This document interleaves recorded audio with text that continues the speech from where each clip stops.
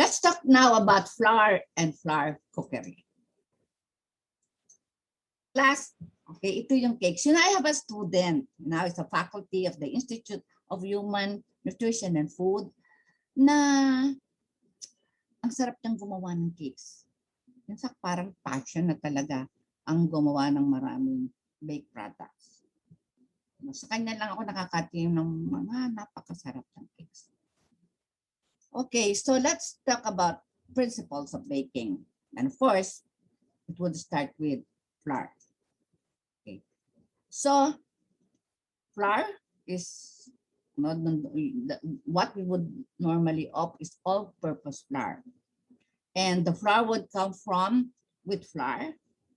Okay, your wheat flour could be hard or soft wheat flour.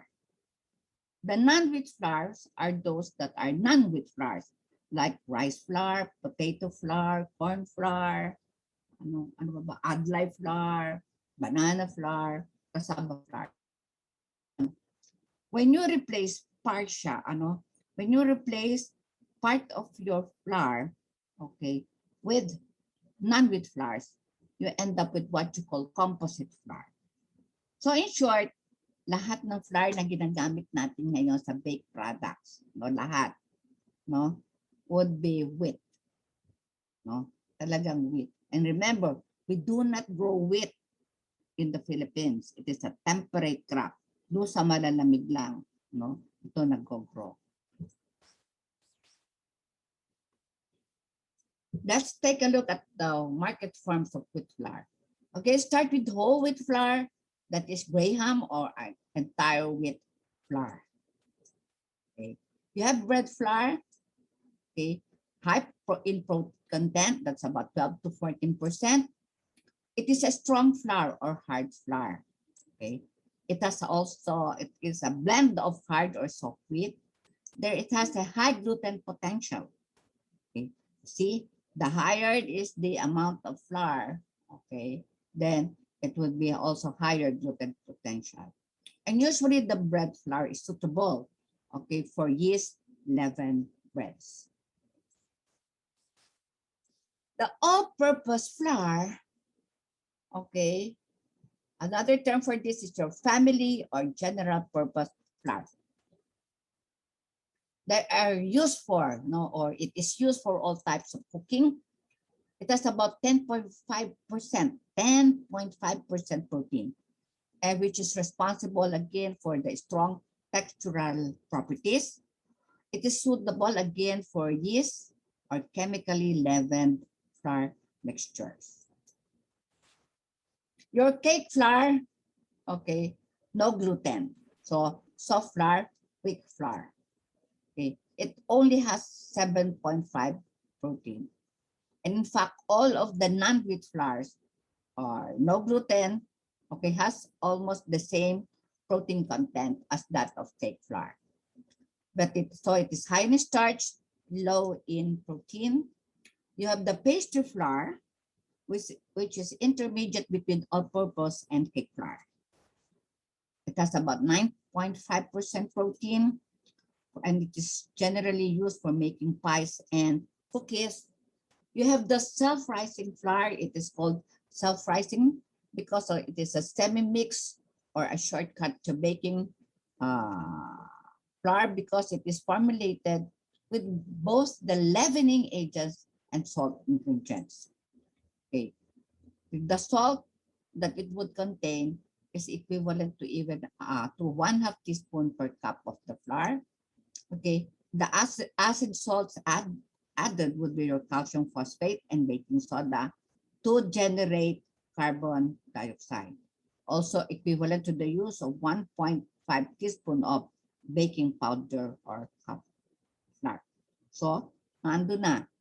Okay, ready-made for us. Just follow the proper mixing and place it in an oven. And used in making, of course, the quick breads. The quick breads are those breads that do not require fermentation. So gluten flour, made by adding dried fruit gluten to increase the protein level to about 41%. Now, what is gluten? I've been talking about gluten, okay, that when you mix water with the proteins in the flour, you develop gluten. So the protein complex lipoprotein is formed when wheat flour is manipulated with water. Okay. Okay, so andoon ang inyong gluten, no? Naandun siya sa endosperm. Okay. And your gluten, okay, is generally made up of your no, you know, your wheat flour, you add water, okay, you produce the starch. Okay, then yung sa you also produce the wheat proteins. Okay, your wheat proteins would have albumins and globulins and the gluten. The gluten, again, is composed of proteins called glutenin and gliadin.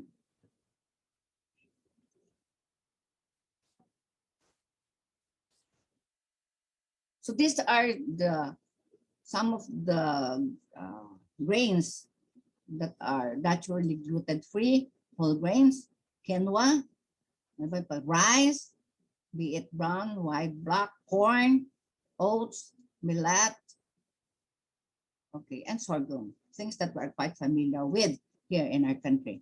Then you have whole grains with gluten, no? Yung bulgur, triticale, durum, that's wheat, rye, okay, barley, spelt, gamut, and of course your semolina.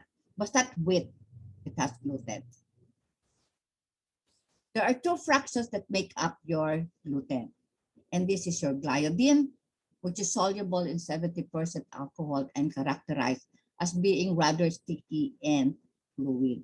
So ito yung kapag tayo nag-knead, yung dumidikit sa ating kneading board. Okay, that is due to gliadin. Yung glutenin naman is alcohol insoluble proteins and it is elastic, no? So di ba pag tayo nag-knead, tumabalik, okay, that is your glutenin. Pag nadikit, okay, that is to your gliadin. So these are the proteins that are found in gluten. So let's take a look at the factors affecting the rate of gluten development. One is the kind of wheat flours. I think I mentioned again earlier that gluten development is dependent on the protein content of the flour.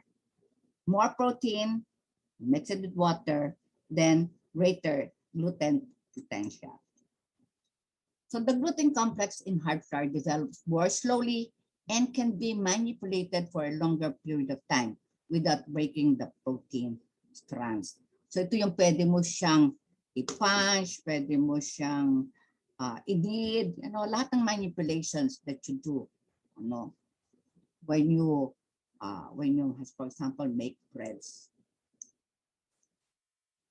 Temperature, as the temperature increases, the rate of hydration of the proteins also accelerates and increases the rate of gluten development. Sugar retards gluten development.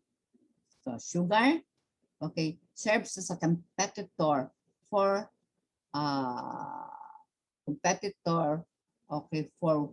water absorption, okay, with flour. So yun, kaya nag-retard siya ng gluten development because sugar is also hygroscopic. Fat on the other hand also delays gluten development. So fat, okay, kinocoat niya ang inyong starch granules, so that would exactly prevent the direct contact of the water with the proteins in the flour.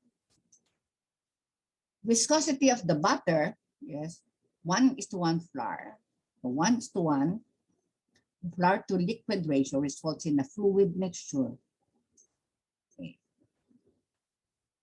2:1 flour to liquid results in a sticky mixture. Rows of ingredients, wheat and other flour. We're gonna talk about, okay, the baking without talking about wheat, no? So without talking about flour. because the flour would serve as the basic structural component of most butter and dough. Ano yung butter?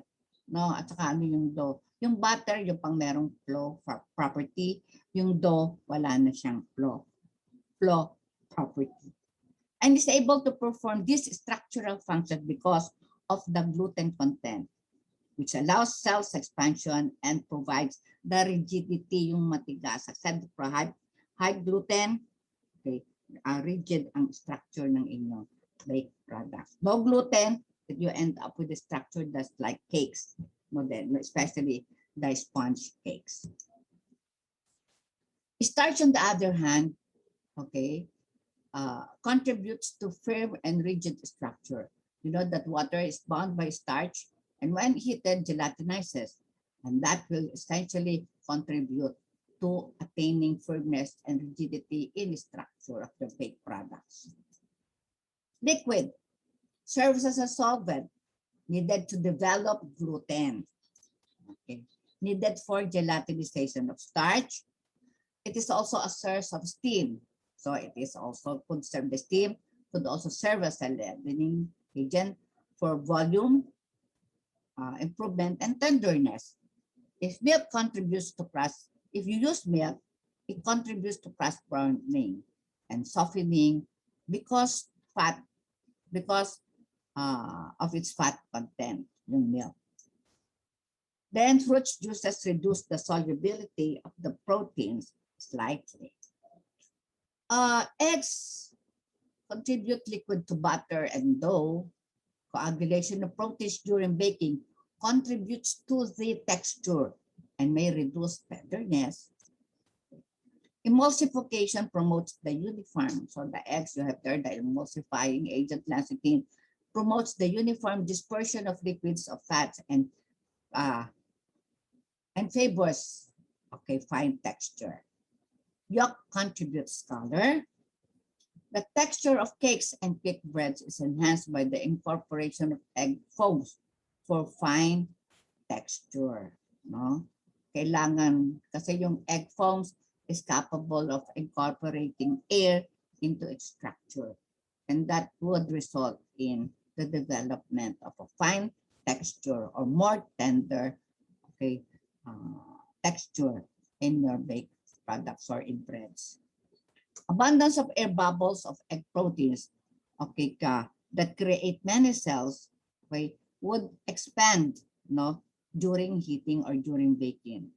And no, the heat would permanently set the proteins that are found in the egg cell, okay, and so this will result in coagulation and denaturization.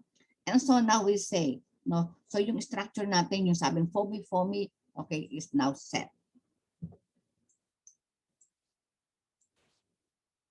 Fats contributes color and flavor. It is effective in promoting tenderness by, again, inhibiting gluten development. Shortening with added mono and di, pinatang ko na ito with added mono and diglycerides develop, so asim yung T, kasi that is triglyceride, ay di lang naman. So mono and di develops fine texture due to the emulsifying action of the mono and diglycerides. Take note of this class. Oil in a pastry promotes a mealy structure. Fats cut into flour produces a flaky structure.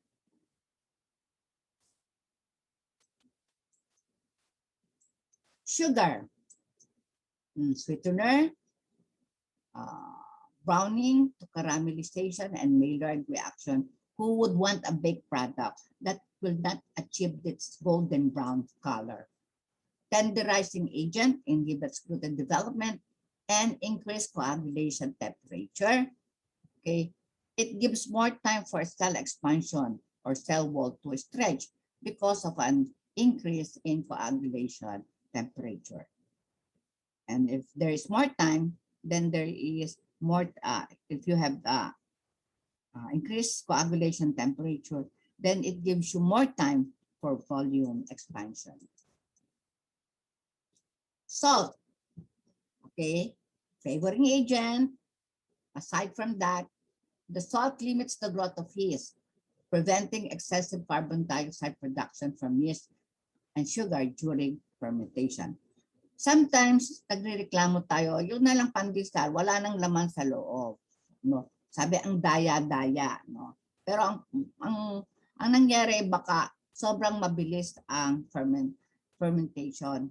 Kaya sa halip na, no, ang nangyayari ay madaming carbon dioxide ang napoproduce. Kaya hungkag na ba or almost void yung, yung laman ng pandesal. So this is just a process. You have your sugar, the yeast produces the amylase, acts on sugar to produce carbon dioxide and ethanol. And this is the reason why some of our baked products, minsan ay kung hindi amoy alcohol, ay lasang alcohol. Okay, salt would strengthen gluten formation, no, and allows for longer and more elastic strands to be built. And of course, it is a leavening agent. The next one pala is a leavening agent. So when we talk about leavening agent, it is a gas incorporated, okay, like beating, mixing, so lahat ng manipulations that you do is stirring, okay, or form in a batter or dough. That is either with the use of the yeast, okay, yeast to produce carbon dioxide, or chemical leavening agents. Pag dito, ang nai-incorporate ay air, hindi siya carbon dioxide. Pag doon sa form in a batter or dough, it is carbon dioxide. Let's take a look at the leavening agents. Of course, you have air incorporated by sifting, beating, mixing, folding, and creaming. You have steam from liquids. It is more effective leavening agent than air. So when you attain this when you do shop out. And of course, a biological agent like yeast, which secretes the enzymes and then could act on your glucose to produce carbon dioxide. And your chemical leavener or chemical leavening agents. The three forms of yeast that you can use, okay, you have compressed yeast cakes, which can be dispersed in a temperature range of 32 to 38. Usually, this does not keep long at room temperature. So you have to refrigerate it. So as much possible, buy only yung tamang-tama lang na pwedeng gamitin. Kasi long storage in the refrigerator would possibly have deactivated your yeast.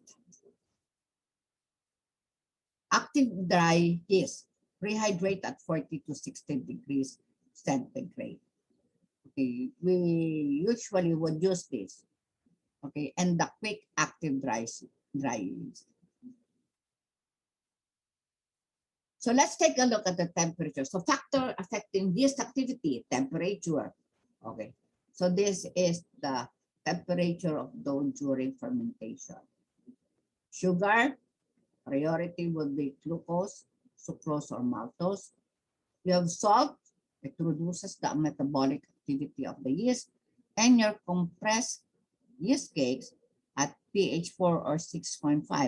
The rate of gas production is best by users. Not only temperature, if you want to activate the yeast for compressed yeast, but also you have to manipulate the pH. The baking powders comes in three forms. You have the tartrate baking powders, phosphate baking powders, and your SAS phosphate baking powder. The two main components of baking powders are the class of baking soda, and an hydrogen source, so an acid. You only use starch, okay, to dilute baking soda or the acid salt. Can you replace baking powder, or can you replace baking soda, okay, Okay. Can you replace baking powder with baking soda in baking? Okay, just is, no? Of course not. There will be no carbon dioxide that will be formed because baking soda it is, okay, does not have the acid source. And we learned that for carbon dioxide to be produced, there must be baking soda, there must be an alkaline and an acid. Your tartrate baking powder, cream of tartar, or tartaric is quick acting. Pagka mix po kaagad ng liquid, so water, kaagad na po produce. So dapat expert ka, handa ng lahat, tapos saka mo kaagad mabilis pa ilalagay. Otherwise, may ilalagay sa oven. Otherwise, babagsak ang inyong baked product. Kasi yung mga air cells na na-produce ninyo or na-produce during mixing ay magsasama-sama or mawawala. So your phosphate baking powders has a monocalcium phosphate. I have checked the spelling list. Kaya ayaw niyang mag-save. No? That is a phosphate. Remove the A. It is also, ito lang para ata na, sorry class, no, phosphate. And it is intermediate acting. Siya ay mabilis kapag doon lang sa sa baking lang siya, mas mabilis mag-produce ng carbon dioxide. Kaya siya intermediate acting. Yung inyong SAS, no, composed of your sodium aluminum sulfate, that is SAS, and monocalcium phosphate, that is double acting. During sa pagka-add mo ng liquids, produce ka agad ng carbon dioxide. Pag dinake mo, okay, nagpo-produce pa din ng carbon dioxide. Bread making. All ingredients must be at room temperature, except for liquid, which would be the farm. I will drink again water, excuse me.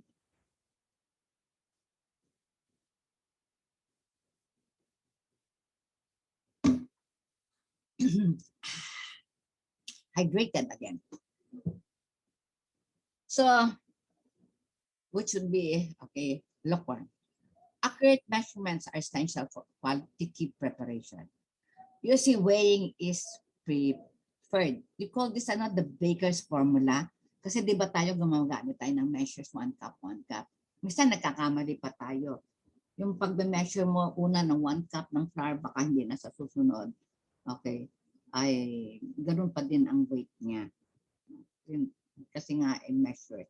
Kaya mas maganda ang weighing. Kung sinabing 30 grams, 30 grams. Mag-measure ka ulit, 30 grams din. So walang error factor. Eggs are usually beaten first. And eggs must be at room temperature. Mixing. It requires thorough mixing, and kneading of the dough is important for the following reasons: to distribute the yeast, salt, and sugar evenly, to hydrate the flour throughout and develop the gluten, and to smoothen the mass of dough and free it from lumps. So, all ingredients are combined prior to the first fermentation period in a straight dough method. So that this is how it is done. No? First, you scald milk, but we have to scald milk to destroy some enzymes that could possibly bring about undesirable changes during your preparation. So scald milk, okay. Then you have sugar, salt, fat, okay, add this. Then you pour your milk, then you stir, knead, okay, then you have the dough, boil it, allow to rise at 26 to 32 degrees centigrade, okay, punching. What do you do? Why do you do punching? Para yung inyong na-produce na carbon dioxide lalabas at oxygen will again enter, okay, another batch of oxygen will enter and will result in more of carbon dioxide produced. okay, and greater volume. Thing with proofing, no? And then you bake at about, this is 200 degrees centigrade. Plus in the recipe, nakita nyo na yung baking temperature ay hindi range. Di ba dapat exact? Bake at 200 degrees centigrade. Why? Because the proteins, no, in your flour structure, okay, yung air cell na na-produce nyo, yung air cell nyo, yun ang kanyang air cell wall are made up of proteins. Okay, specific yung kanyang coagulation temperature sa nabubuo. No? Kaya it's not arranged.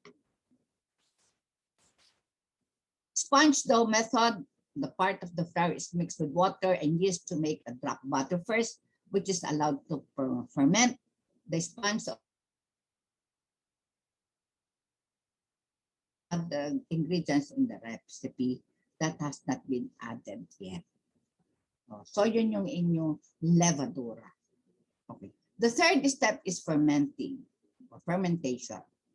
A total of 3 fermentation period is recommended for hard wheat flour, namely the first and second rising and of course cooking. So yung una, okay, nagtaas na, palang pangalawa after punching, and then a third will be in proofing.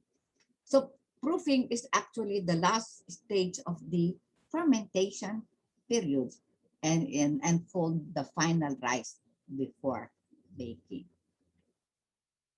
Okay, then cooking, you can bake, steam, or fry. I have tried baking cakes. Okay, gamit ng steamer, okay din siya. Kaya lang ay hindi siya pantay, 'di ba kasi gawa nung steam mo pag nadala ng hangin. So itong isang part pwedeng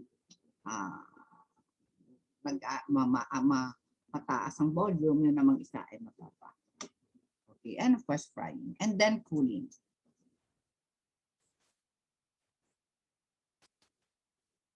Okay. Let's talk about baked breads, cakes, and pastries. Baked breads, di ba, hindi kailangan to ferment. We just add the leavening or the leaveners. So all flour mixture are leavened by air, steam, and or carbon dioxide that is produced by baking powder and baking soda. Cakes contains a higher proportion of fat in eggs. Okay. And pastries refers to an assortment of rich flour mixtures that contain a relatively high proportion of fat to flour and a relatively low liquid content. So these are your pastries. So, okay, so let's take a look at how it should be mixed. So this is the conventional method. You cream solid fat with sugar, cream. So, dito pa lang nag-incorporate ka na kagad ng air. Then add the beaten egg yolk. So you have a foam, okay? Then divide, okay, so divide the dry ingredients. Okay. So that will be fat and sugar into 3. So add the first 3, then add 1/2 of the liquid ingredients. Then, so to do it 3 times. And then after the last 1/3 of the dry ingredients, bake it. And that would result in a fine texture, tender crumbs. That is your conventional. Okay, the muffins method, okay, stiff all dry ingredients, then mix all liquid ingredients, including fat, then add all at once the liquid to the dry ingredients. No? So you add the liquid to the dry ingredients. Then stir briefly, no? And what you're going to produce is, of course, open texture and maybe somewhat crumbly. So look at your muffin. So, di ba? It's siya and crumbly. Biscuit method, on the other hand, you sift all dry ingredients, then you cut solid fat, okay, into the flour. Okay, I'm sure you know this. This is your pastry blender. Liquid is added all at once, and okay, stirred to blend if dough is gently stir up to blend or if dough is gently kneaded. The final product has a flaky straight structure. Then you have the pastry method.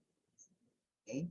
So the pastry method, what you do is that all the dry ingredients are sifted together. Then fat is again cut into the dry ingredients. Then the liquid is added last. That's it. So that's your pastry method. The one ball method, okay, you have all your uh, dry ingredients and most of the fat or oil or the liquid is added. No? And then that's it. Okay, and then you add the beaten egg whites. And then you add the last portion of the liquid. So this is your one bowl method. There are two classes of cakes, unshortened or sponge cakes. Kaya nga unshortened, no? Wala siyang oil. The main leavener is air. Okay, so you have chiffon cake.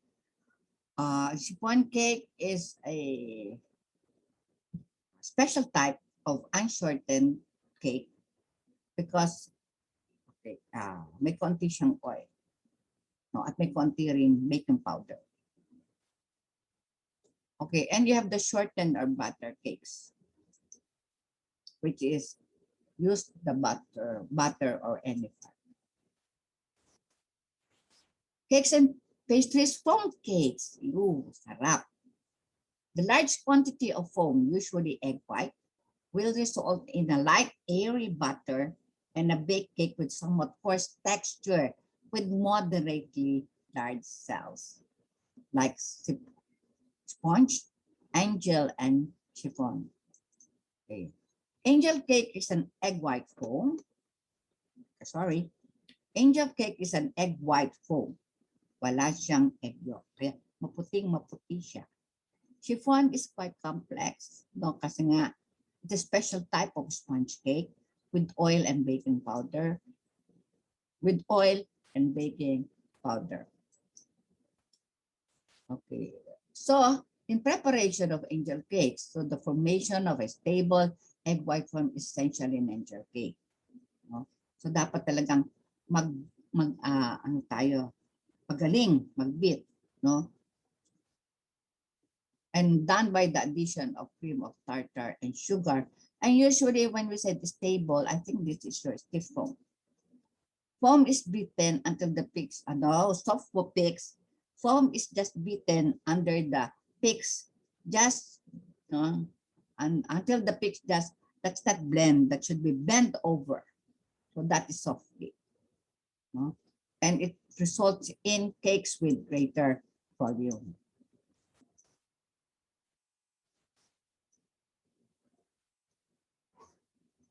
Oops. Bakit kaya? Let me see. Cakes and pastries, preparation in Belgian corn. Your sponge cakes. High quality is a result formation of very thick lemon jong foam. Creation of a stable egg white foam beaten to the stage where the peaks just again bend over. So sufficient folding to suspend the yolk foam homogeneously throughout the whites and immediate baking. So ito yung characteristics of how you would describe the preparation of your sponge cake.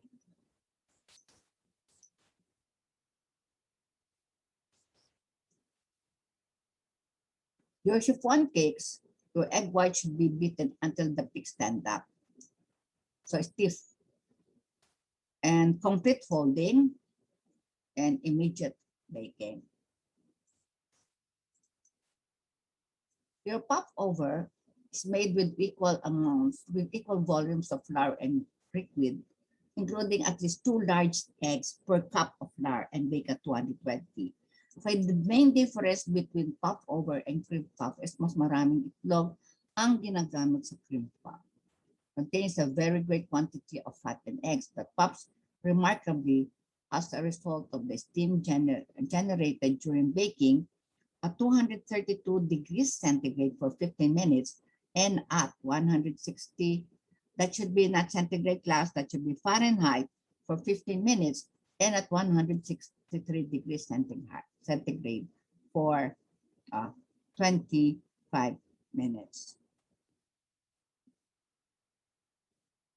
Let me check. Yeah, no, that's not Fahrenheit. That is 232. Kasi sinorte naman natin yung exposure from 25 to 15. So let me again repeat. Okay, contains a very great quantity of fat and eggs that pops remarkably as a result of the steam generated during baking at 232 degrees centigrade for 15 minutes and at 160 degrees centigrade for 25 minutes. Waffle is made from a pour butter baked in a special iron. The butter contains slightly more flour than milk. Your pancake quick breads made from butter, okay, but made from butter or your pour butter, okay, and then you immediately place this in your preheated griddle or frying pan. Muffin is a small rounded quick bread baked from a butter containing 2:1 flour to liquid ratio. Then you add baking powder and salt. Okay. Biscuit. Okay, with a ratio of 3:1 flour to liquid. Okay, and also containing fat cut into small particles, baking powder and salt, usually kneaded and rolled, but sometimes it's dropped. Okay, general rule for baking. Okay, for shortened cakes, grease the pans. Okay, for foam cakes, ungreased. No, the pan should not be oiled. And the baking temperature is at the range, depending on the kind of baked products you want to produce, is from 176 to 190 degrees centigrade or 348 to 350 degrees Fahrenheit. If you are baking at 3,000 feet above sea level, okay, this is what you do. So generally, okay, you must reduce the solid ingredients like baking powder and sugar, and you must increase the liquid ingredient. Okay, and this is the recommendation. You just have to, you see, ang tactics dito ay tandaan nyo lang to. Tandaan nyo lang to. And by ratio and proportion, kahit anong altitude yan, kaya nyo masolve. Yes, I want you to be also familiar with this table. There was a time that almost all of this, parang ang tinanong ata ay, ito methods, ito, yung amount of eggs. Ito eggs, fat, liquid, kung ilan ang ginamit. So I want you to be familiar with all of these different methods for making shortened cakes.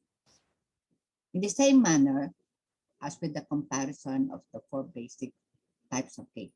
I think there was a time na tinanong sa board exam na ano daw ang fold method of adding the butter to the dough or the meringue to the butter and butter to the meringue in angel and sponge cake.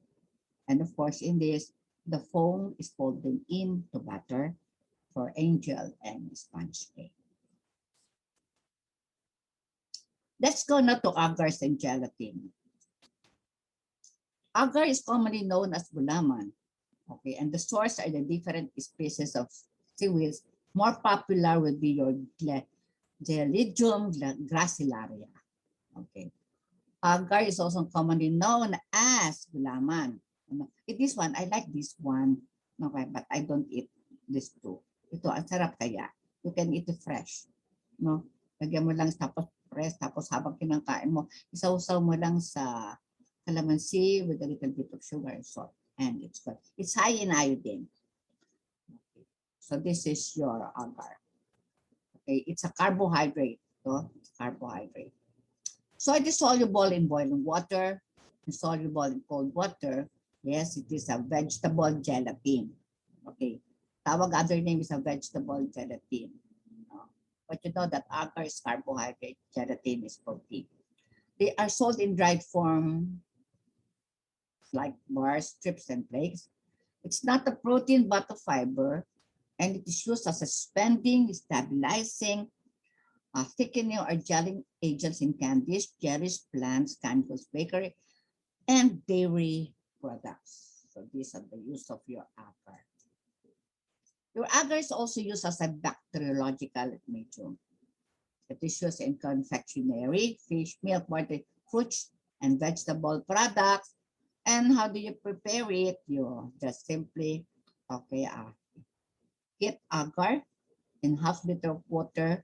That is about 5 to 6 grams of your dried gulaman in half-liter of water. It sets at room temperature of about 40 degrees centigrade and can be mixed with fresh pineapple to form a gel. Okay, see, it can form a gel because fresh apple, the bromelain that is found in fresh pineapple is a proteolytic enzyme. So it will not degrade, okay, cannot degrade carbohydrates. Gelatin, on the other hand, is protein in nature. It is obtained by hydrolysis of collagen from animal skin and bones, and usually it is available in powder form. That is the commercial brand Nox. Okay, and gelatin is a stabilizer for aerated products, foaming agent in marshmallows, some nuggets, whipped salads, desserts. Addition of sugar can weaken the gel. No? However, addition of raw pineapple, even papaya, kiwi, okay, would prevent, okay, gelation.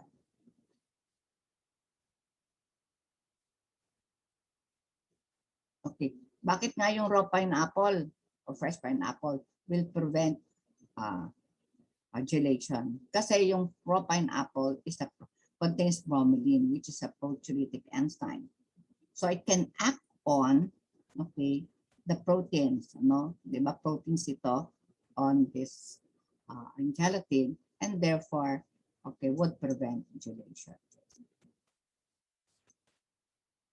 So how do you prepare it? 1 tablespoon or 1 gram of dried gelatin, half liter of water. Now what you must do is you have to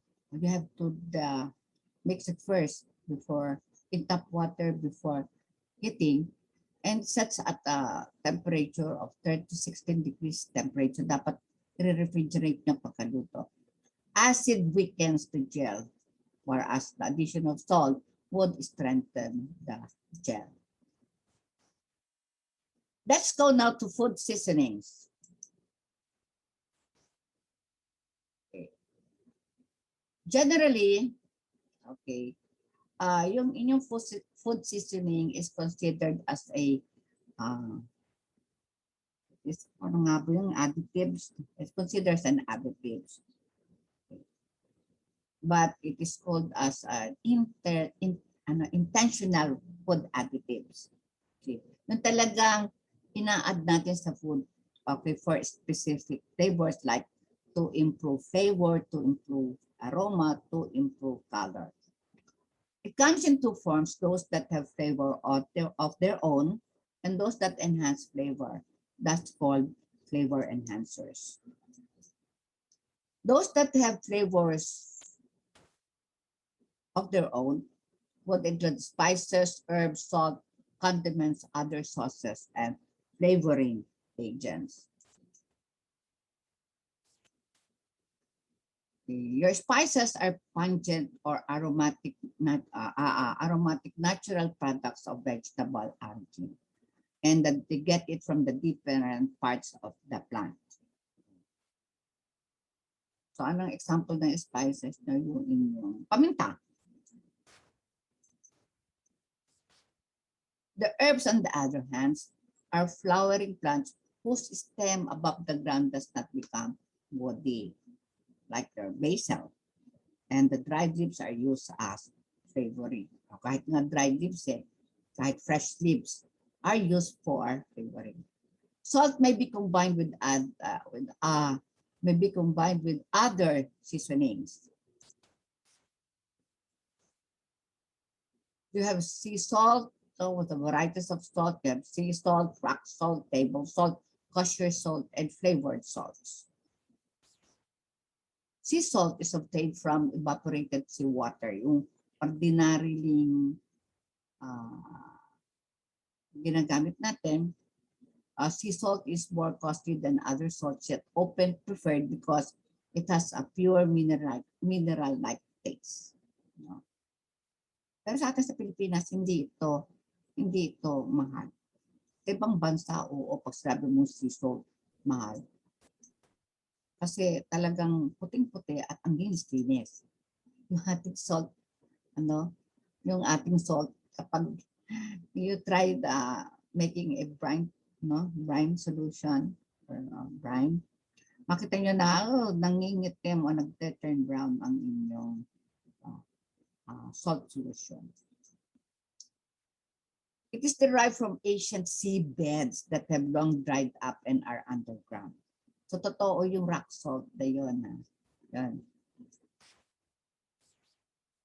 The table salt is refined rock salt that is often fortified with iodine and contain additives to prevent caking.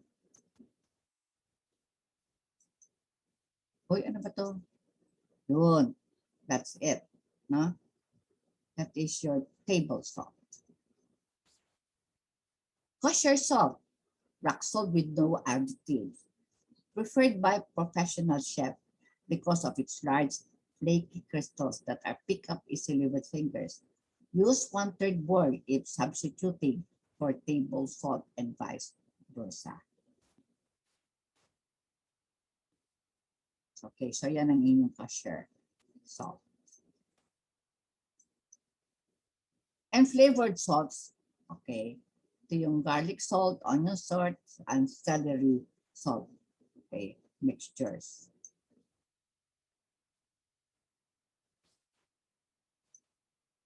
Condiments are what? Okay, combinations of different spices and herbs, okay, that provide interesting variations like sauces like banana ketchup, tomato sauce, kitchen sauce, Worcestershire sauce, and Tabasco. The other sauces would be bagoong, okay, patis, that is a fish sauce, toyo is a soy sauce, vinegar, okay, you have tomato, puree, and paste. Yung alamang is the fish paste. And the flavor extracts, okay, these are aromatic oils like vanilla, almond, lemon, and others. And that enhanced flavor, called flavor enhancers, would be monosodium glutamate. So usually you get this from, we used to extract this from seaweeds. Pero ngayon, mukhang sa sugar cane na siya ina-extract. And it have nucleotides. No, yung nucleotides to, yun ang ilalagay doon sa inyong mga iba't ibang klase, mga bouillons. Okay, so this popularly, monosodium glutamate is popularly known as gelatin. It comes from glutamic acid, an amino acid found in seaweed. Ngayon ay meron na din na sila na sa sugarcane. Your nucleotides are used for soups, sauces, and gravies. No? This is your mga bouillon. Chicken, yung chicken flavor, beef, you have your chicken flavor, beef, and pork. So So inosinate and guanylate are strong flavor enhancers. So this would be, you would get this from the nucleotides. They are derived from the mRNA. So remember the messenger RNA, that is your nucleic acids. So you have now, so you have now the nucleotides. Okay, okay. So the inosinate and guanylate, these are all nucleotides. Some principles in the use of food seasonings. The amount of coarse salt in the recipe, if substituted with fine salt, should be lessened. No? Alin ang le-lessen? Yung inyong fine salt. No? Okay. That is if you use measures. Pero pag weights, okay. Hindi mo siya kailangan i-weigh mo na lang. Pag sabing 1 gram, 1 gram lang. 1 gram din ng fine salt. Mas maalat ba ang fine salt with coarse salt? Hindi kaya. Pareho lang sila ng maalat. Pero syempre, pag nag-measure ka ng mas maraming salt, number 1 tablespoon ito, tapos ito 1 tablespoon ito, kasi mas pino siya, so mas marami siyang ma-accommodate ng inyong tablespoon, syempre mas maalat ito. Pero in terms of the concentration of or the saltiness, pareho lang sila. Spices and herbs should enhance, not overpower. So wag masyadong damihan. Ito yung recommendation. 1/4 of one-fourth teaspoon of dried herbs or spices is enough for 4 servings of the soup or the dish that you would like to prepare. Keep a fresh supply of spices and herbs. These are aromatic plants and flavor constituents would diminish when kept for a long time before using.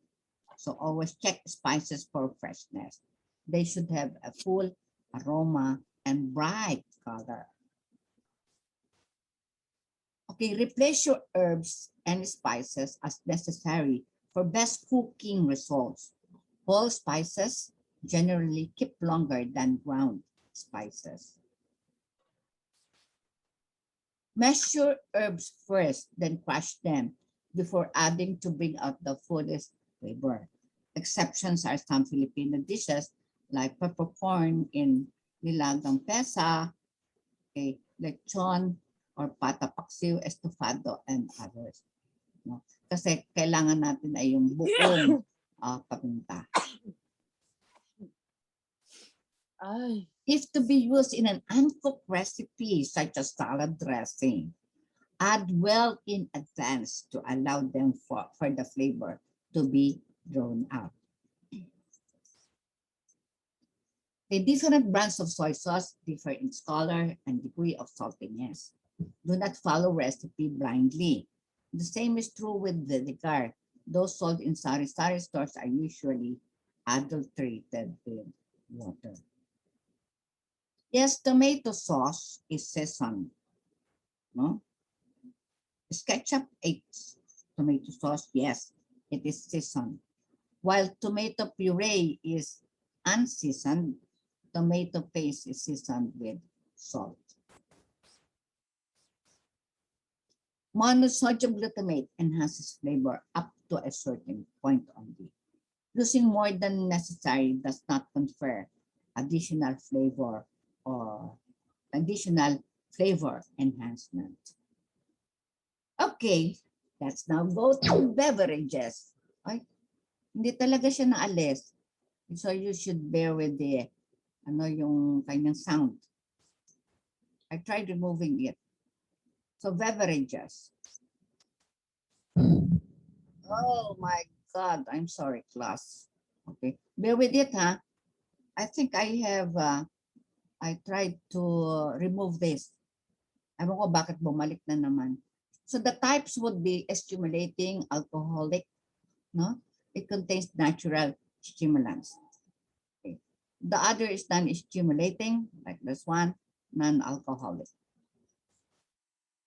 There are kinds. Okay, the kinds of your beverages would include tea, coffee, cocoa and chocolate, and coffee substitutes, and decaffeinated coffee. Okay, let's take a tea.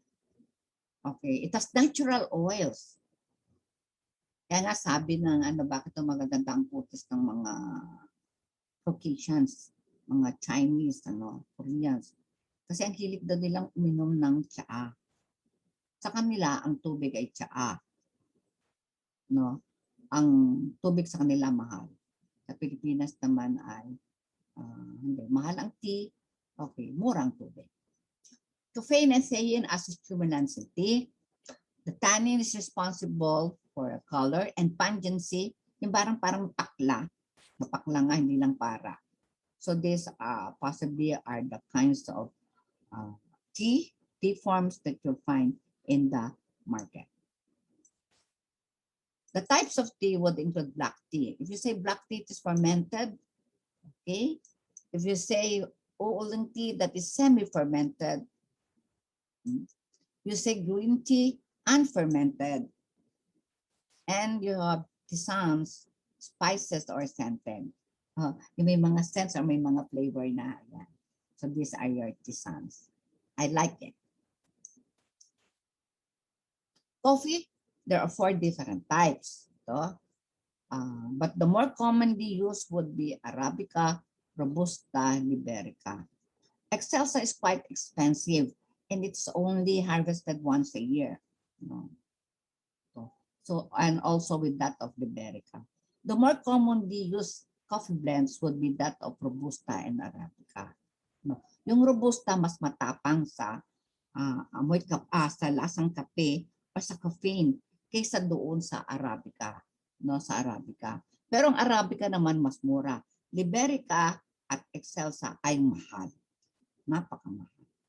Pero sila yung merong sabi natin na yung kape ay parang may yung mga hazel flavor. Meron sila yung mga special na mga flavor. So that would be your Excelsa. Sila ay nag-grow ng some part of Africa. So your coffee, again, the stimulant is caffeine. Okay, and the flavor components are caramelized sugars, which is responsible for the brown color. Tannins, if extracted, gives the bitter flavor. So when we prepare coffee as much as possible, we do not want to extract tannins. And it has caffeine, which is responsible for the aroma, and caffeic acid, which is another stimulant. Some people will say, I don't like to drink coffee. I do not like to drink coffee because each time that they drink coffee, sumasakit daw ang kanilang tiyan. That could possibly be due to your caffeic acid. Okay. That is another stimulant in coffee. Then you have your cocoa and chocolate. Okay, the main difference between cocoa and chocolate is that your cocoa has about 18% fat, 11% starch. Your chocolate has 50% fat and 8% starch. And your cocoa chocolate would come from cacao. The beans there, ito masarap ito kahit kainin fresh. And then you dry it. And then you powder it. And then of course, when the preparation of cocoa and chocolate, you just simply modify the amount of fat. And the flavor components would be that of your theobromine, caffeine, and tannins. Coffee substitutes and decaffeinated coffee. There are a lot now. Corn coffee, rice coffee. Oh, ang sarap kaya ng rice coffee. Rice coffee. Ano pa ba mga coffee? Halos lahat ay pwede nang gawing coffee. And of course, your decaffeinated coffee wherein, okay, tinatanggal ang kanyang caffeine content. You know, di ba, ina-advertise ng Nestle or Nestle that yung coffee nila ay good antioxidants, good for the heart. Totoo yun. Kasi meron caffeine. So pag inalis mo yung caffeine, then wala na siyang mga phenolic compounds because caffeine is also a phenolic compound. Alright, class, apologies. I really removed this. I could remember. Hindi ko alam na And when I was running my slides, kasi alam kong nagawa ko na ito ng maayos, hindi ko na siya ni-review. Your tea. Okay, use soft water. What is soft water? That is boiled water. It does not contain the hard minerals of calcium and iron, which could possibly react with the tannins, okay, in the tea to produce mga precipitates or further bitterness.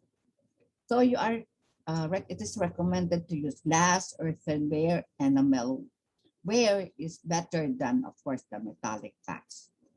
And pot should be heated by scalding, okay, before preparing your tea.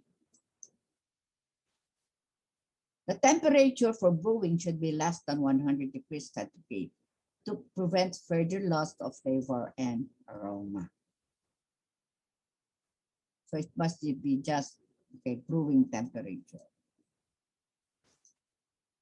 Okay, methods, you have tea ball and steeping. Parang pareho lang silang dalawa, no? Kaya lang yung sa steeping, yung tea, nilalagay yung diretso dito. Pag tea ball, gagamit kayo ng infuser. Okay, yung sa tea bags. Okay. And the recommendation of teas to water is 1/2 to 1 tablespoon per cup of water. Coffee, again, steeping, dripping, percolator, and vacuum. The descriptions of each of the methods are found, okay, in your review book. So how to start? Okay, this is your vacuum, right? This is your percolator. This is your drip, and this is your steeping. The proportion is 2 tablespoons per cup of water. Parang ang tapang ata pag instant coffee, ano? But I think this has something to do with brewed coffee. Your cocoa and chocolate, okay, methods of preparation. So you start with what you call usually cocoa chocolate. You add some sugar and water, and then you boil until thick and glossy to cook the starch. Okay, that is for your if you add starch into your cocoa or chocolate.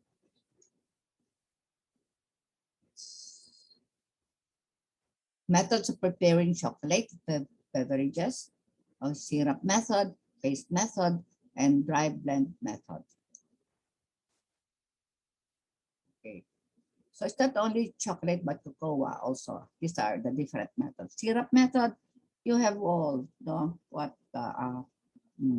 you have all the dry ingredients first: sugar, chocolate, cocoa. Okay, then you add so that you just mix that first, and then you add water, and then you add milk. So you end up with the syrup. The paste method is you have sugar, water, chocolate mixture. Then you should add the starch. Add the starch at the start to give more body. Your dry blend method is you mix your dry ingredients, okay, first before adding water. These are some of the Philippine alcoholic beverages. You have basi, which comes from fermentation of sugar cane juice.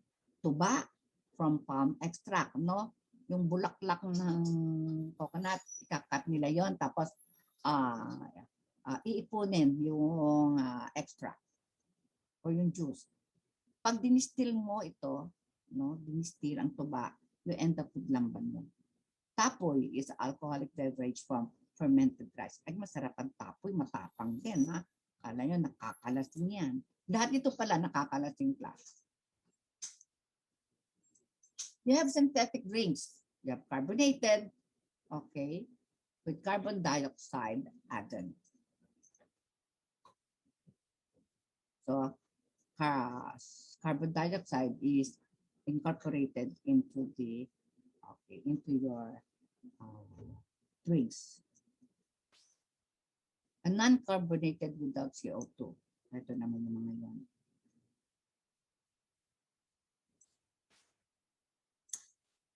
Okay, yes. Before the question and answer portion, okay, I would like to thank you, all of you. Maraming salamat sa inyong pakikinig. At you have the patience, na makinig pa rin kahit medyo merong may glitches sa ating presentation. Okay. At syempre, sa ganitong point ay gusto ko na kayong batiin. Alam ko namang lahat kayo ay makakapasa, no? Because you have this attitude. Okay. You believe in it, napapasa ka. Claim it. But how do you claim it? Kailangan nyo magbasa. Kailangan nyo mag-aral. Walang gallivanting, walang TV between now and the board exam. Kaya, at yun nga. So, hinangad ko ang inyong tagumpay. So, cheers! Pagbati sa inyong tagumpay. And I hope to see you not in the next virtual review classes, but I hope to see you where in the virtual oath taking. So, maraming salamat sa muli nating pagkikita, sabi ko nga virtually. So I end my lecture here.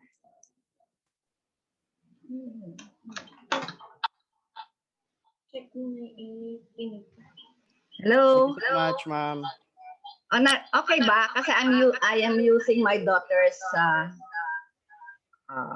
Account. laptop. Yep. Kasi nagbabakit.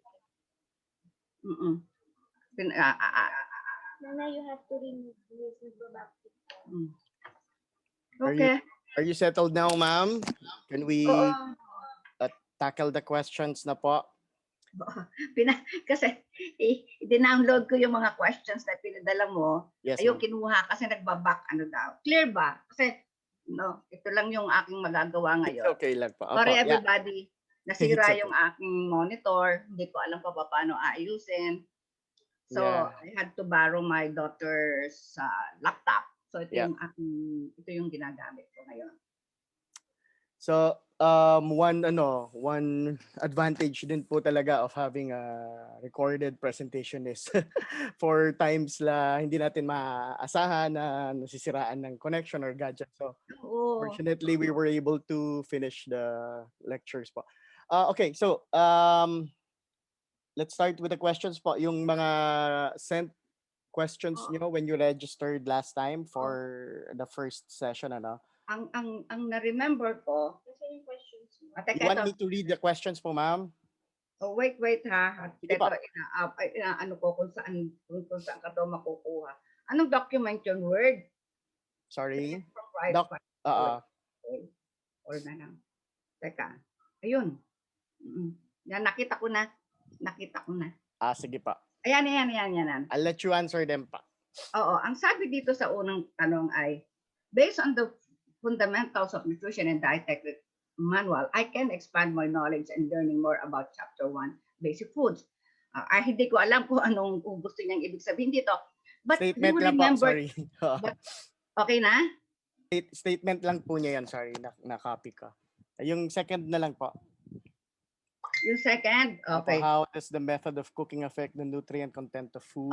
As I said, the more volatile, the more volatile compounds, if you apply heat, they will be possibly be oxidized or lost in the atmosphere. Pag naman yung mga water-soluble during food preparation or cooking, it could possibly, they could possibly go, into the cooking water. Kaya, di ba, mas maganda pag nga minsan inumin yung sabaw kaysa sa kainin mismo yung fruits. That's my daughter at my back. Thank you po for helping, ma'am. Ah, Okay. Next question is freezing meat considered a method of tenderizing meat because it breaks the connective tissue of meat? it does not break the connective tissue. Only moist heat can break the connective tissue. But what I'm saying is that there is a physical manner of meat tenderization due to water expansion. So what happens is that it could physically separate the muscle fibers. So in one way, that helps in meat tenderization. Okay, may follow-up question po sa chat. Doc, why does white meat not react with curing agents? Why do? Why does white meat not react with curing agents? Remember, ano ang end product ng curing? Nitroso, okay, myoglobin.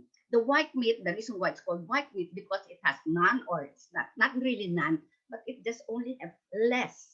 Kakaunti ang kanyang myoglobin. Kaya hindi Alright. siya nagre-react. Thank you for that, ma'am. Okay, next question. What method of cooking is used for tough and less tender meats? Okay. I think I gave you last time a general rule. Pag ang cut ng meat ay mula sa more exercised parts of the muscle, yun ay tough. Like paa, buntot, leeg, dila, yun. And you have to apply moist heat cookery. All right, thank you po. Does water solubilize collagen which makes the meat tender? Moist lang, anak. Moist Yeah, mo. moist. Moist heat. Moist Okay, heat. o mo yun. Kailangan maano yung tubig. Hindi pwedeng malamig na tubig, ilublubuduin yung yung bulalong mo. Yeah. O, walang mangyayari doon. There must be a moist heat cooking. Yeah. So, So moist boiling Boiling. water, Yeah, boiling kailangan it, magbo-boil. yung collagen will be converted to gelatin. Tama po ba, ma'am? Oo. So, Alright. for collagen to be converted to gelatin. All right. So next is What is the best method daw to use in memorizing meat parts? sige po. Okay. Ako ganito. Diba, in your book, ayan, check me ha.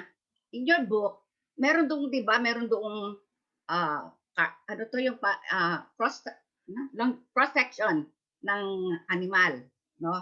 O kaya yung quarters, hind and front quarters. Ganun ang gagawin nyo with your notes, with your review manual, tingnan niyo sa ang parts. O, yun ang dapat i-remember nyo lang. Yung parts, sa carcass, kailangan kaharap nyo. At pagkatapos ay isa-isahin ninyo. O, nasaan ba itong quarter? Ano to yung quarter? House cut? Nasaan ba yung tenderloin? Nasaan ba yung et cetera, et cetera. Yeah, tsaka pag nag-grocery kayo sa supermarket, sa meat section, may drawing sila doon. Oo, yun. Doon ko nga, Yes. alam ko saan nyo kinuha yung sa inyo, pero ako meron nang ibinigay sa akin ng isa ding faculty ng institute kasi nagtatrabaho siya sa parang Monterrey. Mhm. So binigyan nyo ako ng ng maganda yun eh. Kasi isang buong halimbawa quarter tapos kung ano-anong mga cuts ang pwedeng makuha. Yeah. Yun, anak, ganun. No, you have to do that. Para hindi ka masyado nag-memorize. Tapos yung mga kung ano ang less tender, more tender, tandaan mo lang. Itong leg, itong shanks. Alam mo kaagad na kung saan yun, kung yun is tender or less tender. Kasi magalaw, so it is less tender or more tender. Thank you for that, ma'am. Okay. Sorry. Temperature for cooked hot dog. I'm not sure kung anong ibig sabihin nun. Ano ibig sabihin mo, anak ng wala ha. Ako ganito, para ko alam kung luto ang aking hotdog. Alam mo, yung It's I already don't use cooked. oil, no? Di ba? Nag-change ng color. At saka isa pa, kung ako hindi ka gumagamit ng oil, ano mo lang, you just do this, during frying. Makikita mo na pag nag-change ng color, yun na yun. Okay. That is hindi frozen hotdog. Pag frozen hotdog, palambutin mo na muna. Ayun. Anyway, don't worry about it kasi talagang hotdog, luto na yan. Luto na yan. Pwede mo nga kainin diretso yan eh. Kasi it's already processed. It has undergone, during the extrusion process niyan, it has undergone already yung sinasabi natin heating. Bago yan lumabas dun sa sa extruder. Okay po. Thank you. More examples of phytochemicals in foods. More examples? Phytochemicals in food. Oh, ang dami. You have all the phenolic compounds. No? Okay. You have the alkaloids, the saponins. They come in various names. No? You just Google it. Yan, makikita nyo doon para marami ang names. Yun. Yep. Of course, the anthocyanins and the antioxidants are kind of a phenolic compounds. Yun mga yon. Pero meron tayong saponins, meron tayong alkaloids. Yun. Yun ang mga examples natin ng a general term for the phytochemicals. Okay. For another question is examples of non-crystalline sugar. You can find it in page 58 of volume 1. So yan yung taffy, yung ano ba? caramel, hard Yung candies. brittle, yung peanut brittle, Yeah, yung wala hard yun. candies. Yung tikoy, wala din yun. Pero yung mga ganung bang ano Alright. pa bang pwede? Coco jam. Yun, wala yun. Non-crystalline yun. Okay, thank you po. Key points in ano to? What are the things that we should always keep in mind for the area of basic foods? Key points daw. Well, Madami. usually ganito yon, di ba? Your review books, remember your review books, ay nawala ako, pero anyway, nawala ka. Well, yung review books, di ba? Yan ano na yan, yung consolidated na yan, mga facts, mga importante, basic principles, basic information, no? Tapos, ang ginawa pa namin sa review, kinuha pa namin yung what we think na kapag alam nyo, kahit anong tipo ng exam, basta't alam nyo yung principle, alam nyo kung ano yung characteristics nila, sasagot mo ang board exam. Kahit yung board exam could be ini, mini, mini mo, pero isip mo, ay, ano ba to?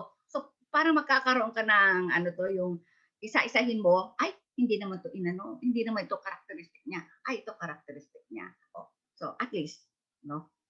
Instead of manghula, you have basis kung paano ka manghuhula kung hindi mo sigurado yung sagot.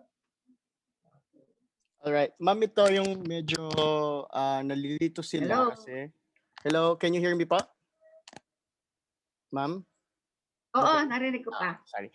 So sabi niya, I would Oo, like narinig pa kita. Alright. So, I would like to clarify po I because can hear you. It was I stated. can hear you. Can you hear me? Yes, pa. I can hear you. Okay, it was stated in the book that when you dilute egg whites in water, it produces bigger volume but less volume. Okay. What's that statement mean pa? Error. Typo. Less stability. Error yan Less natin. stability. Alright. Dapat talaga meron tayong magaling na yung may editor. Kasi hindi ko kasi masyadong na review. Pero nasa ano yan? Nasa ayoko ko kung anong ano yon sa slide sa review yung added ingredients. Alright. Sige pa. Thank you po, ma'am. Mm-mm. What else? Ito, ma'am, yung isa pa ay kung kasama daw po ba ang alcoholic drink mixes sa board exam? Yes, but it would be discussed sa regional or international cookery. Okay. Yun ang arrangement before. Even the soups, doon din yun i-discuss sa regional and international cookery. Okay, and then for meat, it is best to cook after rigor mortis passes. Is the same true for fish, or would it be better to cook fish before rigor mortis to avoid autolysis? Well, you don't have to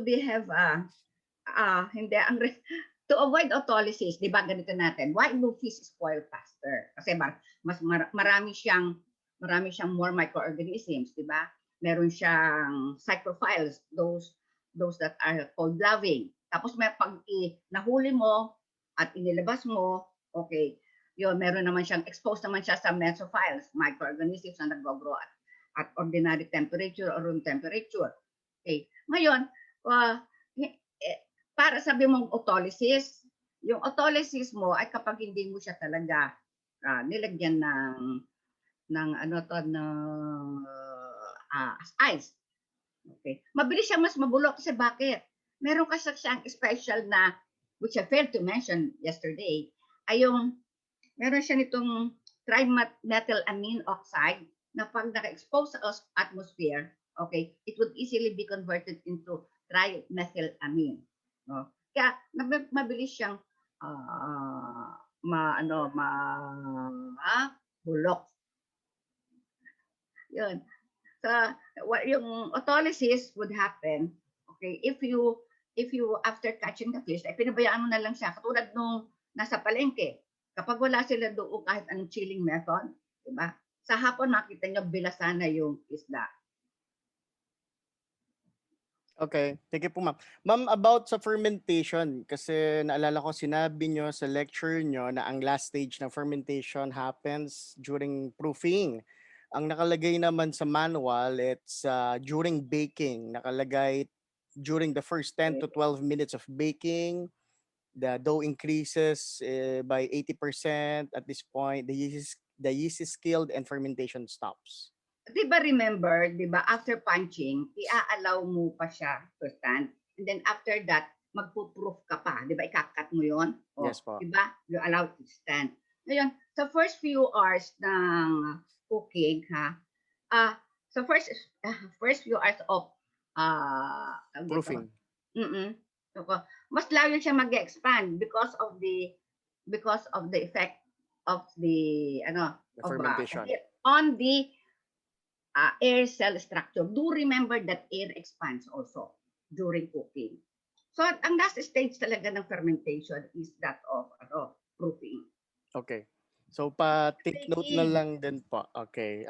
Pa-take note na lang yung correction dun sa manual na ang last stage of fermentation is Proofing. proofing, not the baking. Okay. Baka last stage of baking process is baking itself, putting into the oven. Hindi ma'am, nakalagay kasi is the last stage daw ng fermentation is baking. Sige pa. So proofing guys. Yeah. Okay.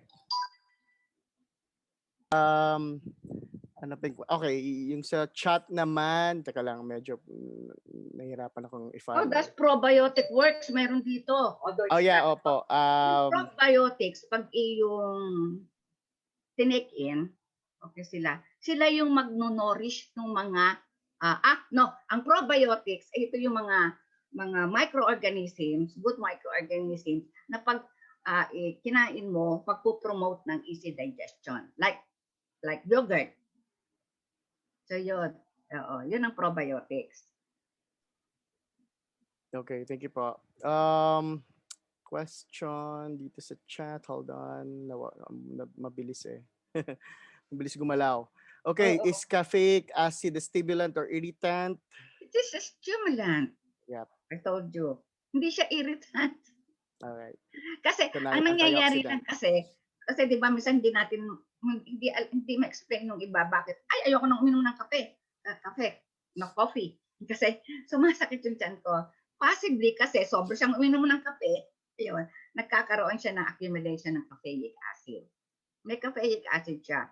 That would be somehow during the heating process, ang cafe nagkakaroon ng derivative na caffeic acid. All right, thank you po.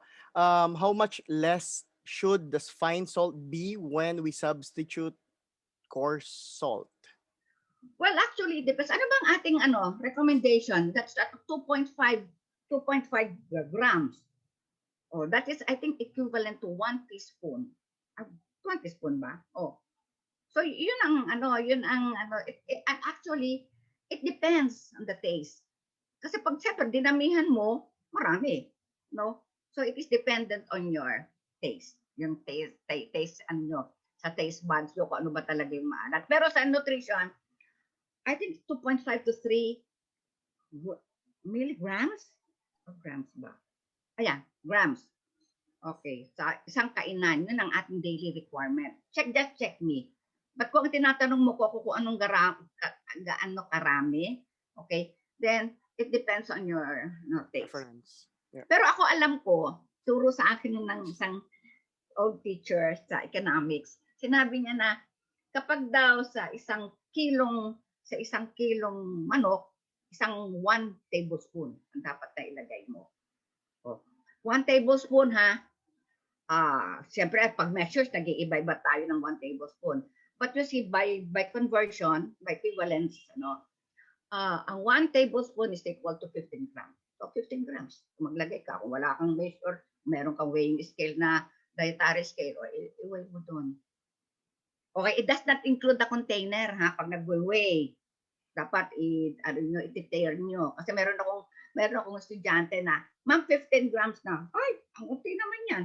Paano pala, nung winay niya, kasama yung container. No, it's not. Yung talagang salt lang. All right. Considering that coffee and tea has caffeine, why tea is more healthier than coffee? Who said so? Who said so? Hindi kaya pareho lang silang phenolic compounds ang you get it.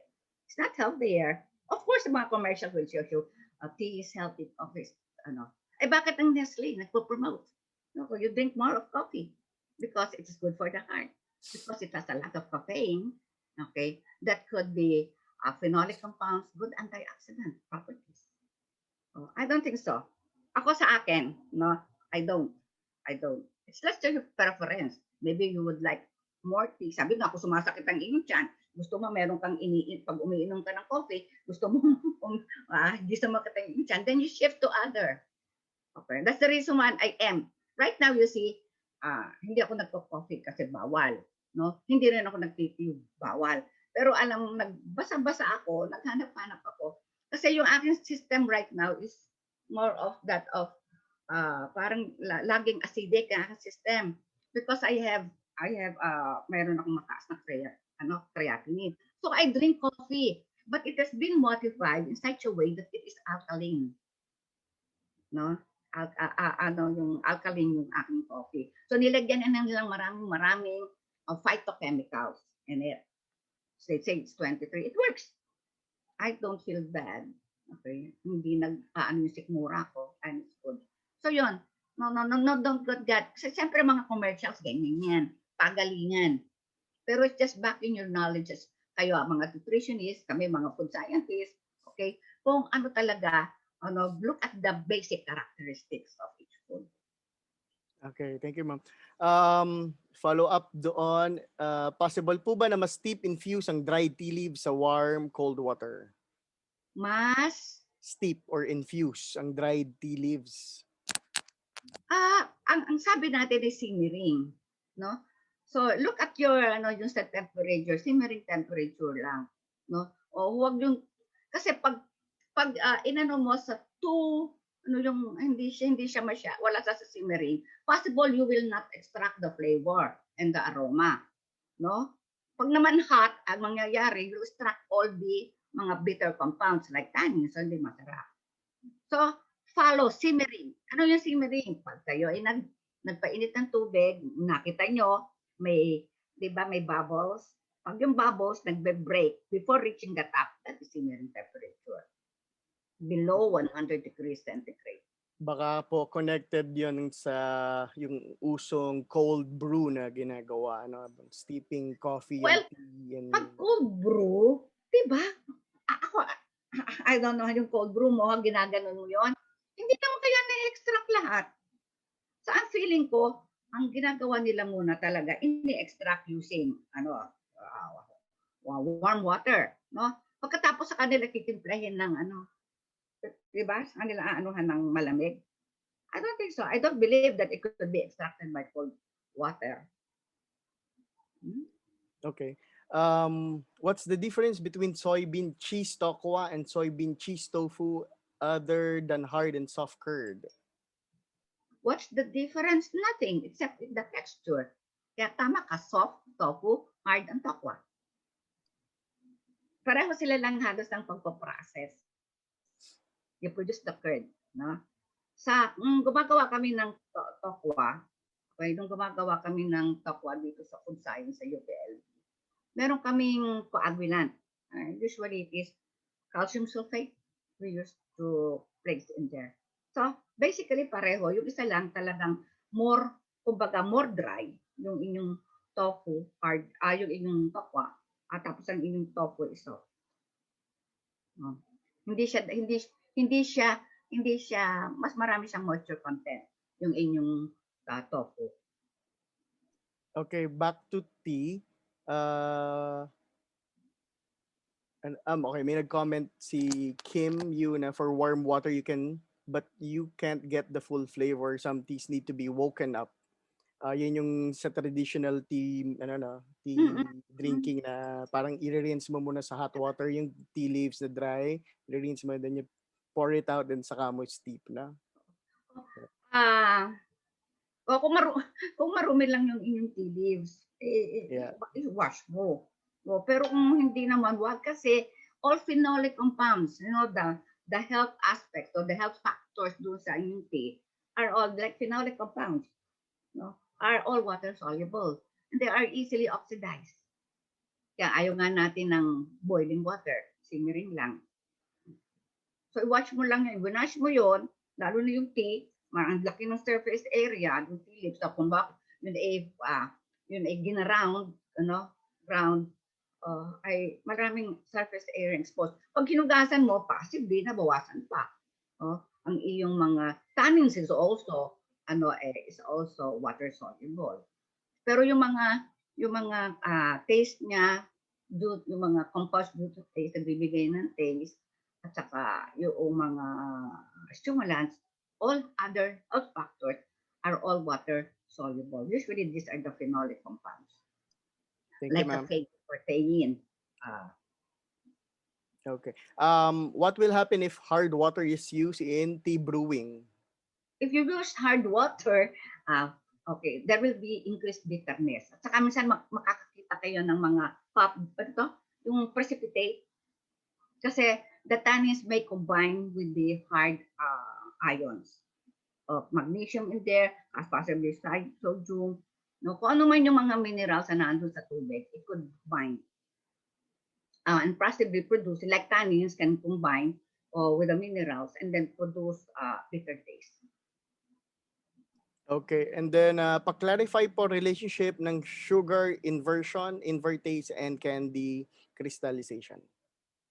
Look, I was telling you that the best sugar to use is fructose because it is the hardest to crystallize in making crystalline candies. But fructose is very expensive. So cheaper than that. Ito yung ginagamit ng mga inchik, kaya murang kanilang candies, yung crystalline candies. So they get table sugar. Mura-mura ng content. Talaga sobrang mura ang table sugar. So what they do is they add acid, no? Kaya ang candies kaya ang candies ay medyo maasim-asim or the enzyme invertase. These are things that you can cause inversion. So yung sucrose will produce equal amounts of glucose and fructose.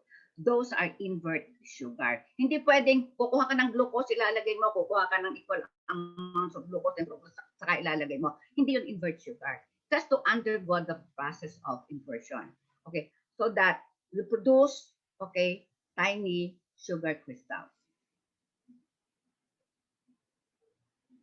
Okay, thank you for that.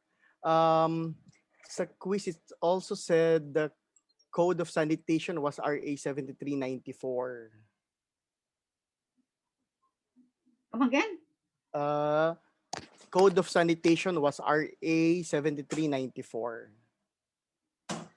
So error din. Oh, error yan. Chinek ko na yan Apa. Hindi siya.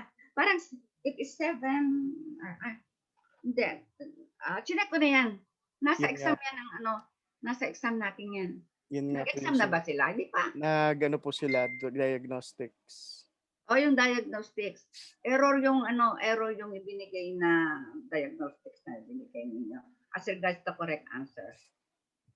Ang search ko po Republic Act 7394, the Consumer Act of the Philippines. Mm-mm.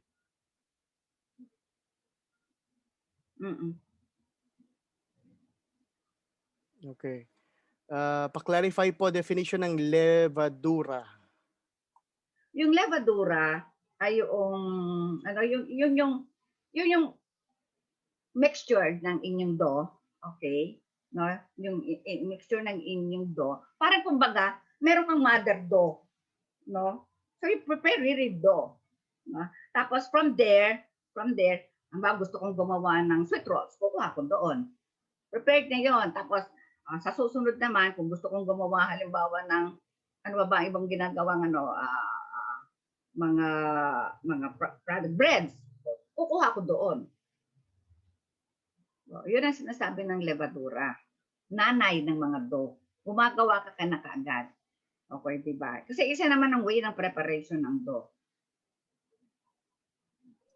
Okay, pareho po ba ang levadura sa sourdough mother starter? Hindi. Ang sourdough kasi, alam ko nilalagyan yan. Kinukulture yan ng sourdough. Or,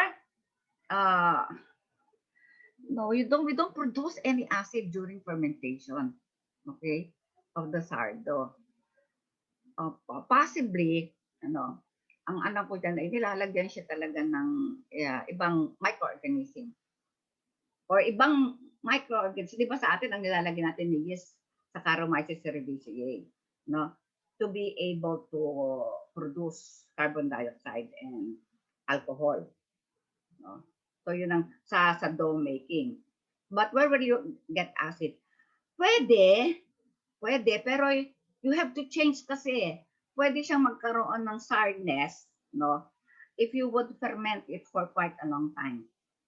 Okay, that basically would change your alcohol in there to acetic acid. Yun lang ang possible na sourdough. Okay, hold on pa.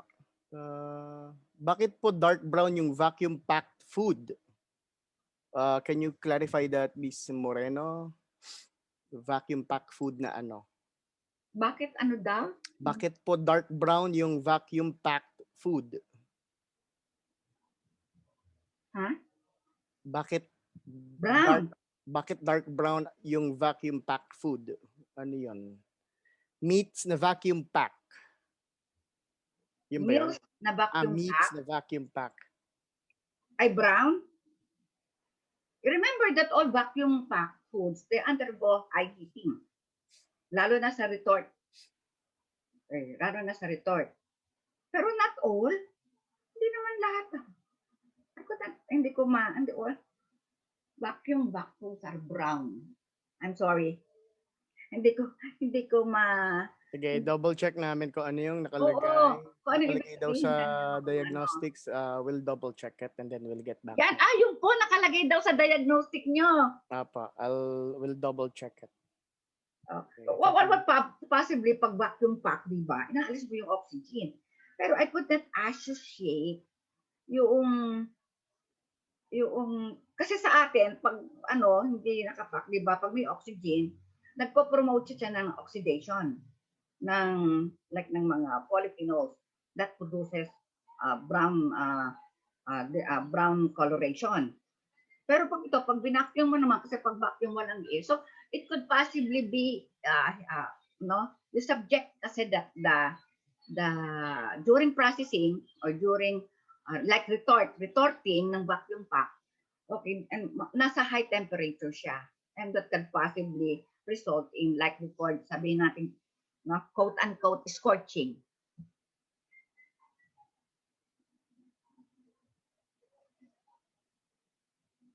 Okay, hold on, ha. If black coffee, both sila ng tea ay healthy, but coffee with added milk and sugar not healthy na depends sa percent ng sugar or can be, okay, sorry. Statement lang.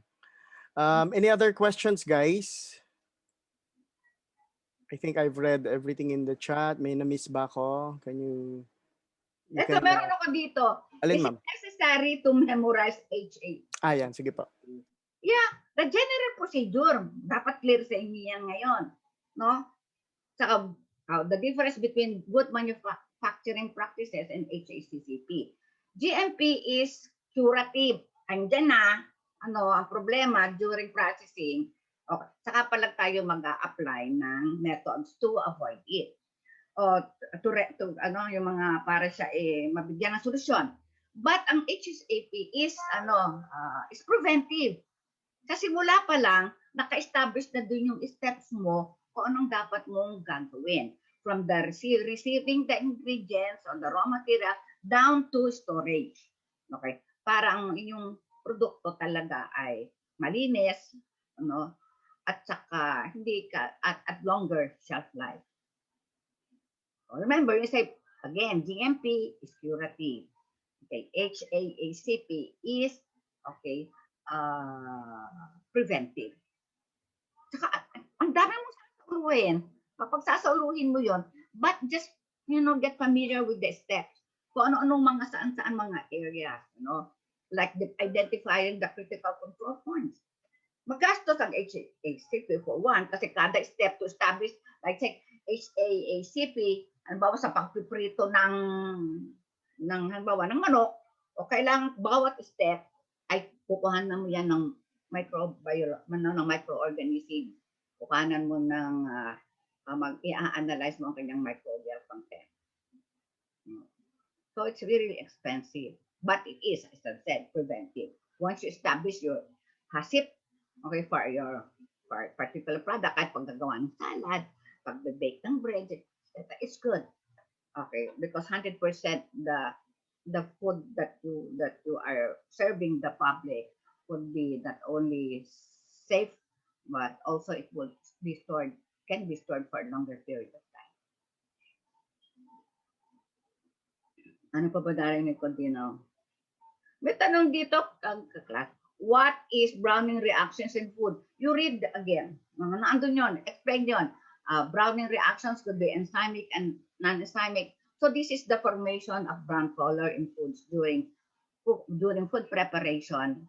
Okay, either and saka with heat application or even with cold temperature storage. So yun ang browning reactions. So enzymic and non-enzymic. Nandun na yun sa ating review books. I also discussed that very well in our lecture last time. Saan pa ba dito? Sige pa, ma'am. Meron pa po ba? What type of tea is Camellia sinensis? Oh, it's just a tea, a variety of tea. Okay, the tea that we normally would use would be coming from the Thea sinensis. Okay, kaya lang kasi syempre maraming class, hindi lahat ng pag ang tea talaga, sinabi natin tea is coming from the Thea, yung scientific name nakalagay na Thea sinensis or ganong names. Talagang galing siya dapat sa tea plant. Walang herb na hindi tea ang pwede sabihin mo, that's it, a tea.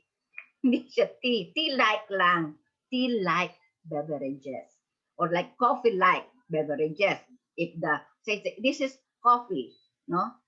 Okay. So that is, parang dapat rice, coffee-like beverages. Kasi yung coffee mo, hindi naman talaga sa coffee. Pag sabi mo coffee, it should come from, okay, your coffee beans, no, your coffee tree. All right.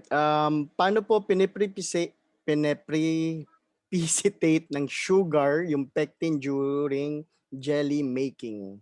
It's just, my cells. Paano piniprecipitate ng sugar? That is also, of course, with heat. Doon na siya mag-precipitate. Okay, di ba? Simply because yung pectin mo, kasi pag nakita mo yung pectin mo, marami din yung OH, no? Marami yung hydroxyl bonds. Siyempre, ito yung sugar. Ang sugar may OH din. So, paano sila? Nagko-create sila ng gel-like structure on my cells. So, with a lot of, possibly, I would say, hydrogen bonding, o yan. And then you form a jelly network. Okay. Any other questions po?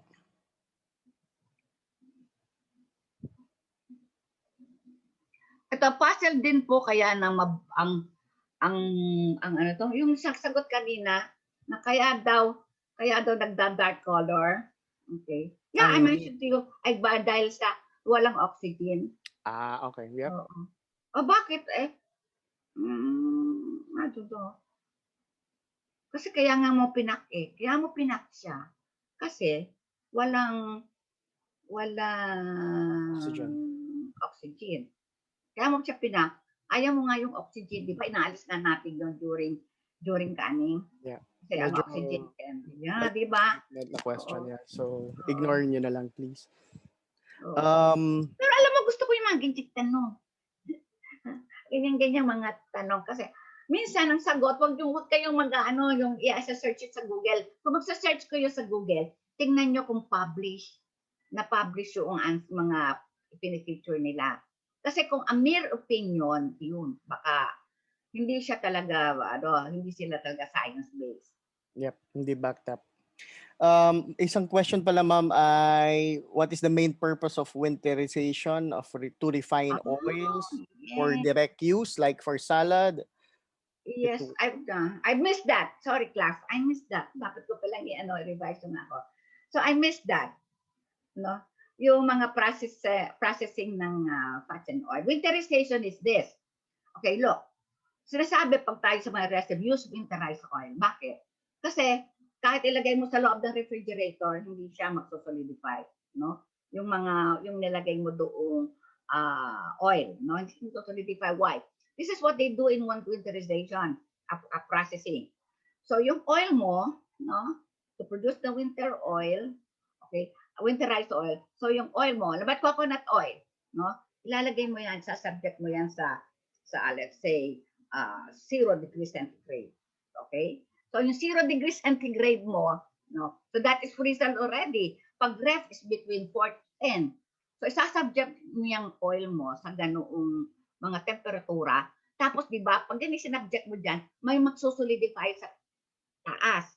Ang gagawin doon ay tinatanggal yon. So lahat na magsusolidify upon exposure sa cold temperatures, tatanggalin yon. So yun ang gamitin mo. Oh, pag ginamit mo, sige nga, subukan mo nga ilagay yon sa refrigerator o kahit sa freezer kung na-winterize at 0. No, wala na. Kasi natanggal mo na lahat yung mga nagsosolidify na mga, yung fatty acids actually, na nagsosolidify doon sa cold temperature. So that is winterized oil. Yeah, winterized oil po hindi nag-freeze. Yes. Kasi nga, hindi siya nag-freeze. Kasi nga, halimbawa ang oil ay sinubject mo. Kasi iba't iba din yan. Halimbawa ako may oil ako, coconut oil. Gusto ko mag-winterize oil, ipasok mo sa refrigerator. Oh. Kung ano yung matira, di ba, kung yun ay buong nag-solidify, then, wala kang winterized oil. Kasi dapat yung pag pinasok mo, may matitirang oil. Ang tatanggalin mo lang ay yung nag-solidify. Tapos yun ang gamitin mo, yung hindi nag-solidify. Yep. Usually, it is done at 4 degrees centigrade. No? Sa 4 degrees centigrade, sinasubject ang oil, liquid, oils, liquid. Tapos tinatanggal. Pag di ba mabubuo yan, tanggalin mo. So then, that's your winterization. Ano mo ginagawa ko yan sa bulalo? Para, di ba sa bulalo, pag lumalamig, pag lumalamig, ayan na yung bulalo. So, ang gagawin ko, bulalo, pag nakita ko pa, ialaw ko siyang mag-stand sa room temperature lang, ha. Gagawin ko, tatanggalin kong lahat yan. Tapos, ilulutuin ko ulit. Basta lahat ng oil. Tapos, ako isa-isa para sigurado ako. Oo. Yung natitira lang doon ay hindi magsosolidify when once eaten. Okay, even at body temperature. Hindi siya magsosolidify. Yeah. One way of clearing stocks and soups then. Yan. Oo, yun. Ginagawa yun actually. Oo, one way yun ang ginagawa. Kaya lang, sige pa. Pag inalis mo yun, wala na lasa. Diba? Pangit na lasa. Yung bulalo ko minsan ganito last Saturday I serve. Ganun ang ginawa ko. Sabi ng mga anak ko, Nana, hindi ka na masarap magluto ng bulalo. Sabi ko, ay bawal kasi sa akin yung red meat eh. Kaya ako, hindi ko talaga alam na pangit pala. Pero alam ko, kaya hindi masarap. Tinanggalan ko noong fat na solidify. Yeah, totoo ka. For clearing soup. For clearing soup, pwede yung ilagay, yung magastos nga lang, di ba, drop an egg. Tapos alsin mo yung egg. Kasi coagulation, pag parang ini-ingap niya yung mga pulp bits in there, o kung ano yung mga unwanted na mga maliliit na, kaya nga clear soup tanggal yun. Kasi coagulation, binabind niya lahat ng maliliit na particles. Ma'am, may question. May article po akong nakita saying duck albumin has ovusin. Ako'y tulog. Dahil tubig namin. Saan Okay, daw? sorry, ulitin ko po. Teka lang, nawala ako. Ulitin ko. May nakita kang May article. nakita daw siyang article saying that, may nakita po akong article saying that duck albumin has ovomucin. Ito po yung link. Okay, so the link says the composition. Nasaan na yan? Kasi sinabi ko, it has no. Oh, yeah. Opo. So, ang nakalagay Sige. dito I ay corrected. Sige. Hindi has no. Sige, less. less. All right. Pero ang puti naman. Yeah. Puti kayo. Comparing protein compositions between hen and duck albumin, there were slight differences. Okay. So, Albumins ng duck at saka and hen. So, the major proteins in duck albumin are ovalbumin, ovomucoid, ovomucin, and conalbumin, and lysosome. ganon din sa chicken. Yeah. So, Ganon slight. din, pareho sila Okay. Hindi pwedeng mag-iba. Sa amount lang possible mag-iiba. Pero basically the same. Okay. Thank you for that. Any other questions, guys? Kung wala na, we can have our awarding of certificate. Tadadaan. Ako, may sound effects ako.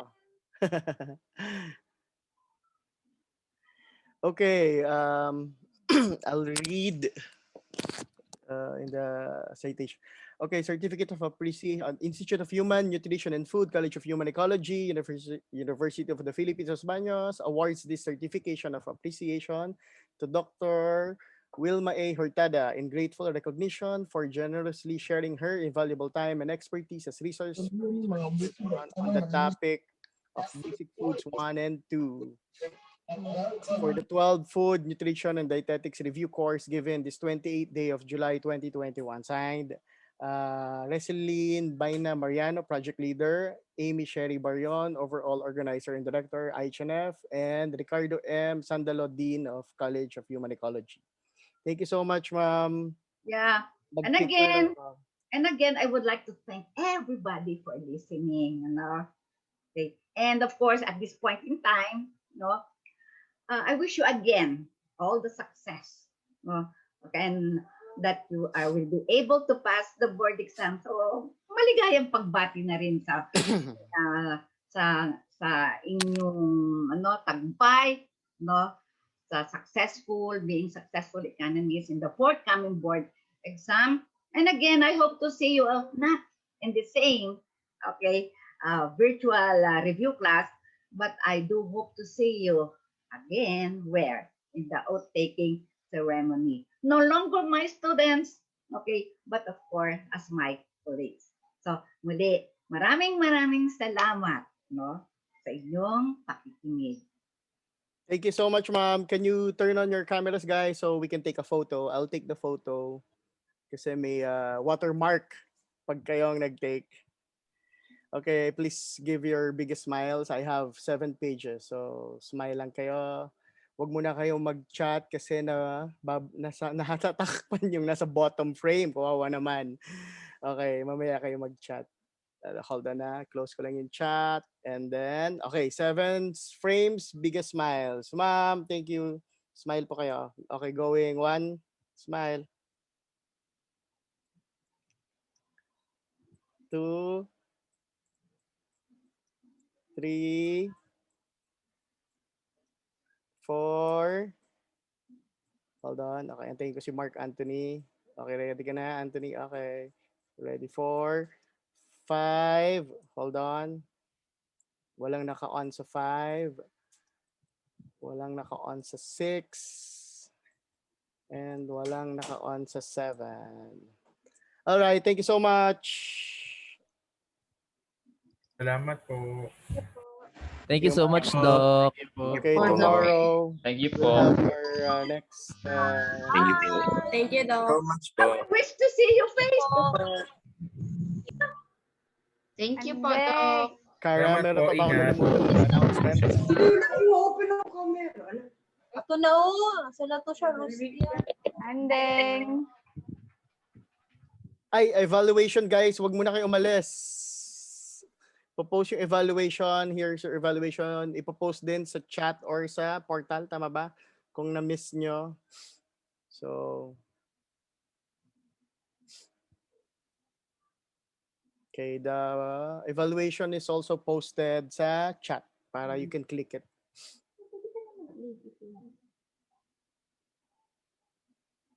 Thank you, ma'am. Thank you, Doc H. Wala nang battery. Hindi, Hindi, wala nang ilaw.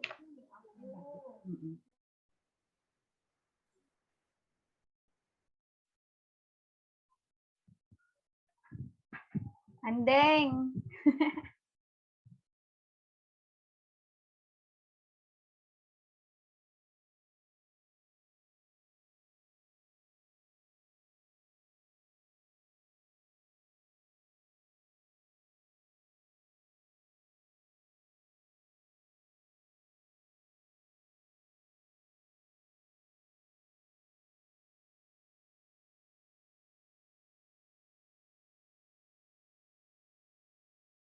I'll stop recording na ha.